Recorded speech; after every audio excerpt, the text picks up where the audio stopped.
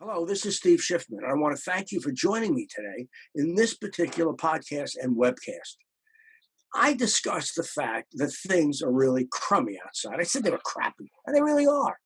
You and I, as salespeople or sales managers, know what it's like to face somebody who's not there. You can't find a prospect. You can't get a hold of them. And if you can, you can't get to see them.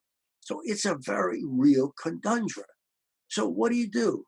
How do you start to turn this around during this particular time where the only thing I can guarantee you that you have is time?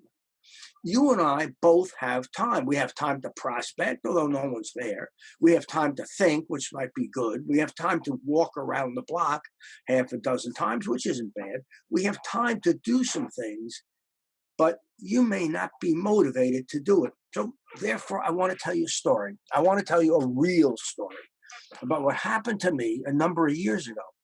Because, like you, I've made side trips going into other directions, thinking that that might be better. I had somebody that I was coaching today. I said, well, what do you think about starting a business?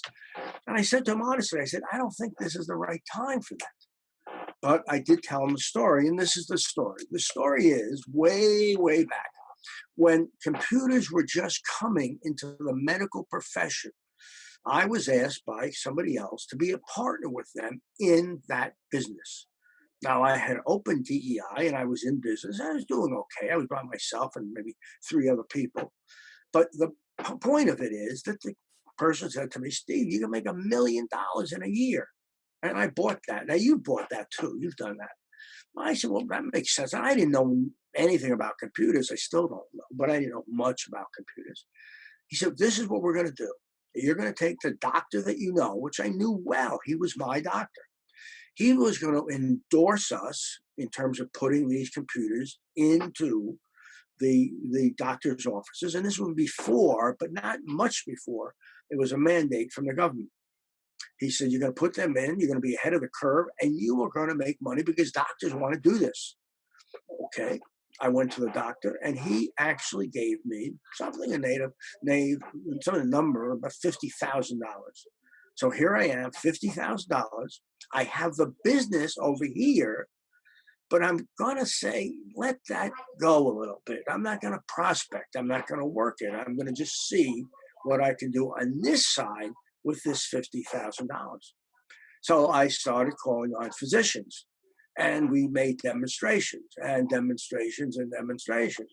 We made so many demonstrations that I didn't need him or anybody else to do the demonstration. The only problem was they weren't interconnected. So the doctor could keep his records there, but he couldn't send them to somebody else. Now we're talking about computers that were as big as a television behind. You know what I'm talking about. Not the little, talking about old computers with the big keyboard. And so I went to doctor, and little by little, I used up that 50. But actually, that wasn't the issue. The issue was I used up my business because I wasn't prospecting. I wasn't reaching out to people. Little by little, I was drawing down against the money that I had in the bank. And it couldn't have been that much, but I drew it down. And then one day I realized I'm going to be broke. Just broke. Forget it. Forget the rest. I'm going to be broke. There'll be nothing left from the 50, nothing left from my business. And I said to the guy that had brought in this concept, I said, what are you going to do? And he says, oh, I'll go back to fixing computers because that's what he did. See, he had the backup. I said, well, I don't have that backup. He said, well, nice knowing you, kind of said that. I was angry.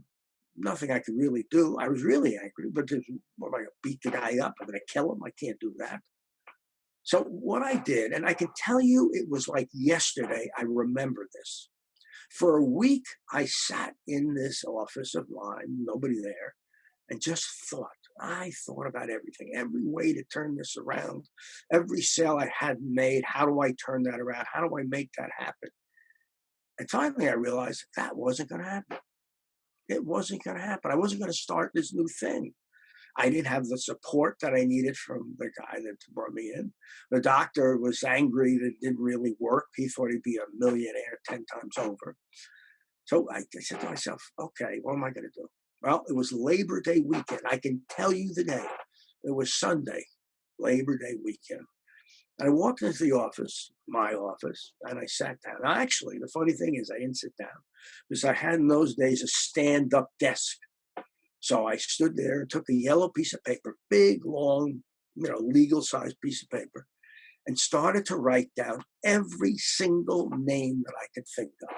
Well, the first name was my attorney, and then my doctor, and then my dentist. I'm telling you, I wrote down any name. I went through cards, business cards. I went through all of this. I went through everything that I could find to get a name. By the time I was done, and I'd say late that night, by the time I was done, I had 16 pages filled, 16 legal pages filled with names and telephone numbers. I don't even remember if they were emails. It didn't matter, but 16 pages of it. And I had put them on the wall with tape. Well, I came in the day after Labor Day, not really knowing what I was going to do, but I had an idea. And you know what it's going to be. I simply picked up the telephone. The one thing that every salesperson should never forget about, I picked up the telephone and started dialing. I dialed every single number there, or at least I started to. By the 10th number, the woman on the other end said, Steve, we could use you right now.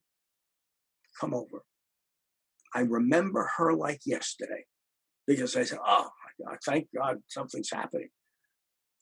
But here's the lesson. The lesson is you got to make noise. You got to reach out. You can't simply sit there and wait to see what's going to happen. That's not going to produce anything for you. What you have to do is reach out to every single person you know. And the reason is that every person you know knows an additional 250 people. Therefore, if they don't know the answer, someone does. You know that show that where they say for the line, reach out for your helpline. Well, that's what it's like. There's somebody who knows an answer, somebody, someplace. And this woman, I remember like yesterday, this woman, I can tell you her name, this woman gave me that one leg up. Well, then all of a sudden, other business came in. But get this, it wasn't all of a sudden. It was as I called, as I reached out, as I sent notes, little by little, business came in. So what's the lesson? The lesson is to make noise. I wrote a book, 2 books on this. One was Make It Happen Before Lunch. And the other one was Make Sales Before Lunch. So I have 2 books on this same topic. Make It Happen Before Lunch was written, or not written, but was dedicated to a guy named Swifty Lazar. If you've never heard of him, Swifty Lazar was one of the great literary agents in Hollywood.